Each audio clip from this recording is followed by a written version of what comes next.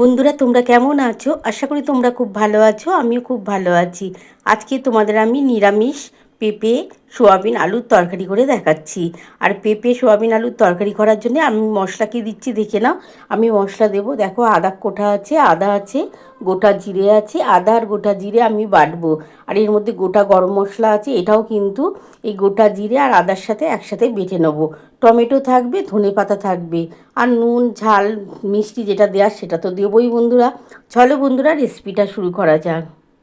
বন্ধুরা দেখো পেঁপে দিয়ে আমি কিন্তু আলু বন্ধুরা দেখো আমি কিন্তু সোয়াবিন দিয়ে পেঁপে আলুর তরকারি বানাচ্ছি। এটা খুবই হেলদি টেস্টি একটি রেসিপি কিন্তু, আর খেতেও কিন্তু চমৎকার লাগবে। আর এটা সম্পূর্ণ নিরামিষ করছি। আমি প্রথমে কিন্তু মশলা কী বাচ্ছি দেখে নাও। আমি কিন্তু জিরে দিয়ে দিচ্ছি, আর খানিকটা জিরে একটু রেখে দিচ্ছি এটা ফোড়নে দেওয়ার জন্যে। আমি এই যে গোটা গরম মশলা, তার মধ্যে এলাচ দানা, লবঙ্গ, দারচিনি এটা দিয়ে দিচ্ছি। আর এই আদাটা দিয়ে দিলাম। এই মশলাটা আমি করে নিই, তারপর আমি তোমাদের দেখাচ্ছি কিভাবে করব। বন্ধুরা দেখো সোয়াবিন পেঁপে আলুর তরকারি করার জন্য এটা সম্পূর্ণ কিন্তু আজকে নিরামিষ রেসিপি করছি। আর খুবই কিন্তু হেলদি টেস্টি একটি রেসিপি কিন্তু। আর আমি একটু ঝাল দিয়েই বানাবো, যেহেতু এর মধ্যে পেঁপে থাকবে, আলু থাকবে, সোয়াবিন থাকবে। পেঁপে দিয়ে আলু দিয়ে সোয়াবিন দিয়ে নিরামিষ হেলদি টেস্টি রেসিপি বানাচ্ছি। এটা কিন্তু দুর্দান্ত খেতে লাগবে। দেখো বন্ধুরা আমার কিন্তু মশলা বাটা হয়ে গেছে। এর মধ্যে কিন্তু আদা আছে, গোটা জিরে আছে, আর গোটা গরম মশলা, তার মধ্যে দারচিনি, লবঙ্গ, এলাচ দানা একসাথে বেটে নিয়েছি। এদিকে বন্ধুরা দেখো সোয়াবিনটা একটুখানি সিদ্ধ করে নিচ্ছি। একটু খুব বেশি করবো না, 2 মিনিটের মতন একটু সেদ্ধ করে আমি নাবিয়ে নেবো। তারপরে কিভাবে করব তোমরা অবশ্যই দেখতে থাকো। বন্ধুরা দেখো আমার কিন্তু সোয়াবিনটা কিন্তু দেখো একটু সেদ্ধ করে নিয়েছি। আমার সিদ্ধ হয়ে গেছে। এবার এটা আমি নাবিয়ে নিচ্ছি। নাবিয়ে তারপর আমি কিভাবে করছি তোমরা অবশ্যই দেখতে থাকো। বন্ধুরা দেখো আমার কিন্তু সোয়াবিনটা কিন্তু সেদ্ধ করা হয়ে গেছে। এবার এদিকে একটা কড়া বসিয়ে দিয়েছি, কড়ার মধ্যে তেল দিয়ে দিয়েছি। তেলটা গরম হলে আমি কিভাবে রেসিপিটা করব তোমরা অবশ্যই দেখতে থাকো। বন্ধুরা দেখো আমি কিন্তু কড়া বসিয়ে দিয়েছিলাম, কড়ার মধ্যে তেল দিয়ে দিয়েছি। আজকে কিন্তু এটা আমি সাদা তেলে করছি। সাদা তেলে কিন্তু আজকে নিরামিষ রেসিপি করছি। আর এটা সোয়াবিন দিয়ে পেঁপে আলুর তরকারি বানাচ্ছি। দারুণ খেতে লাগবে বন্ধুরা। আর তোমরা সর্ষের তেলেও করতে পারো, কিন্তু আমি আজকে সাদা তেলে বানাচ্ছি। এটাও কিন্তু দারুণ খেতে লাগবে। তেলটা গরম হয়ে গেছে বন্ধুরা। আমি কিন্তু প্রথমে গোটা জিরে ফোড়ন দিয়ে দিচ্ছি। এই যে দেখো সামান্য একটু গোটা জিরে আছে, এটা ফোড়নটা দিয়ে দিলাম। এবার এর মধ্যে আলু আর পেঁপেটা দিয়ে দেবো।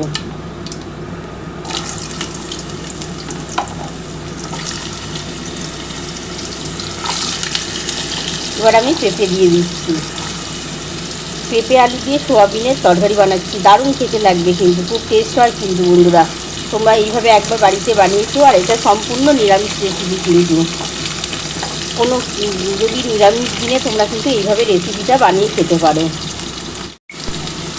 এবার আলু আর পেঁপেটা একটু হালকা করে ভাজা হলে তার মধ্যে কিন্তু আমি কী দেবো তোমরা দেখতে থাকো। আমি এর মধ্যে কিন্তু নুন দেবো, হলুদ দেবো, ঝাল লঙ্কার গুঁড়ো দেবো, আর চিনিটা দেবো। কিন্তু চিনিটা এখন দেবো না, চিনিটা পরে দেবো। আগে প্রথমে একটুখানি পেঁপে আলুটা একটু ভাজা ভাজা হলে তারপরে আমি মশলাটা দেবো। একটু লাল করে আগে ভাজা হোক বন্ধুরা, তারপরে আমি এর মধ্যে নুন, হলুদ, ঝাল লঙ্কার গুঁড়ো দেবো। বন্ধুরা দেখো আমার কিন্তু আলু আর পেঁপেটা দেখো লাল করে একটু ভাজা হয়ে গেছে। এবার এর মধ্যে আমি কিন্তু হলুদ দেবো, নুন দেবো, আর ঝাল লঙ্কার গুঁড়ো দেবো। তারপরে যে আদা জিরে আর গোটা গরম মশলা একসাথে মশলাটা বেটে রেখেছিলাম সেটা দেবো। প্রথমেই আমি কিন্তু নুন দিয়ে দিচ্ছি। বন্ধুরা প্রথমে আমি কিন্তু 1 চামচ নুন দিয়ে দিলাম, বড় চামচের 1 চামচ নুন দিলাম। তারপরে আমি 2 চামচের মতো হলুদ দেবো। 2 চামচের মতো হলুদ দিয়ে দিলাম। আর ঝাল লঙ্কার গুঁড়ো দিচ্ছি বন্ধুরা, 1 চামচ ঝাল লঙ্কার গুঁড়ো দিলাম। এবার এটা খুব ভালো করে একটু নাড়াচাড়া করে নিতে হবে। তোমরা এটা কাঁচা লঙ্কা দিয়েও করতে পারো, কিন্তু আমি আজকে একটু ঝাল লঙ্কার গুঁড়ো দিয়ে করছি। তাহলে দেখতে ভালো লাগবে, খেতেও ভালো হবে তার জন্যই। আর এর মধ্যে তো টমেটো থাকবে, ধনেপাতা করবে, খেতে চমৎকার হবে বন্ধুরা। তোমরা বুঝতেই পারবে না যে এটা নিরামিষ তরকারি, এত টেস্ট হবে খেতে।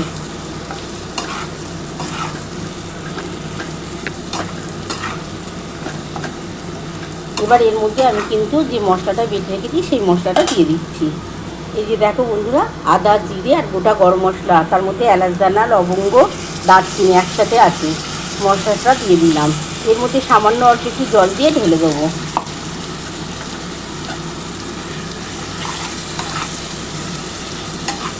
এরকম তরকারি দিয়ে কিন্তু তোমরা কিন্তু নিরামিষ দিনে খেতে পারো।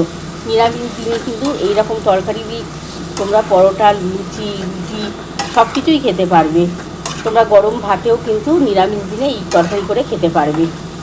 এতটাই টেস্ট হবে। এর মধ্যে পেঁপে পড়ছে, আরও টেস্ট বেড়ে যায়। এটা ভালো করে কষানো হলে আমি টমেটোটা দিয়ে দেবো। বন্ধুরা দেখো, আমার কিন্তু সমস্ত মশলা দিয়ে ভালোভাবে কষানো হয়ে গেছে। এর মধ্যে কিন্তু নুন দিয়েছি, হলুদ দিয়েছি, ঝাল লঙ্কার গুঁড়ো দিয়েছি। আর মশলার মধ্যে তোমাদের দেখিয়ে নিয়েছি আদা, জিরে আর গোটা গরম মশলা একসাথে বেটে রেখেছিলাম, সেটা দিয়ে দিলাম। এবার যে মশলার জলটুকু আছে এই জলটুকু একটু দিয়ে দিচ্ছি। অল্প একটু দিলাম আর পরে অল্প একটু দেবো। এই জলটুকু দিয়ে আগে ভালোভাবে একটু কষিয়ে নিতে হবে।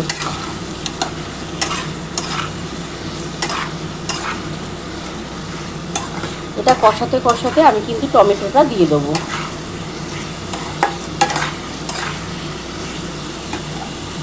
এবার আমি টমেটো আছে, একটা বড় টমেটো কুটেছি, সেই টমেটোটা দিয়ে দিলাম।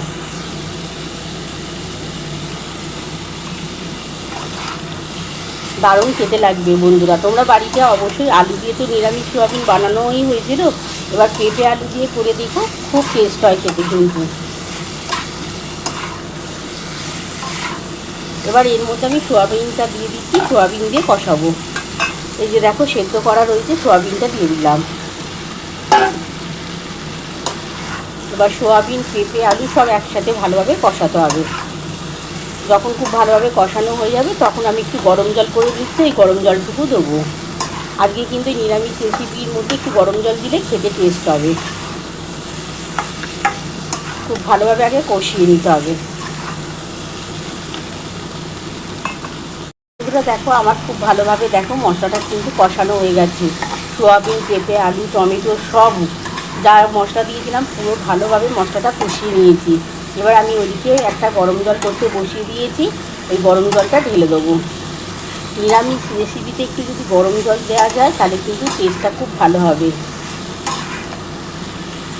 আগে প্রথমে খুব ভালো করে কষিয়ে নিচ্ছি। কষানোর ওপর কিন্তু সমস্ত রান্না কিন্তু নির্ভর করে বন্ধুরা। যতটা তোমরা ভালোভাবে মশলাটা কষাতে পারবে ততটা কিন্তু খেতে ভালো লাগবে।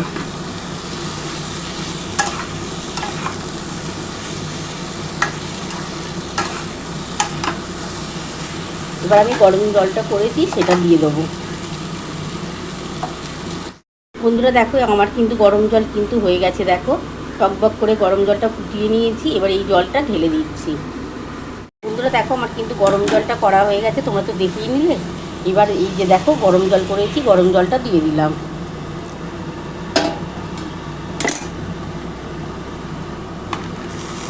এবার সামান্য অল্প একটু চিনি দেবো, দিয়ে আমি ধনে পাতা দেবো, কিন্তু ধনে পাতাটা একটু পরে দেবো।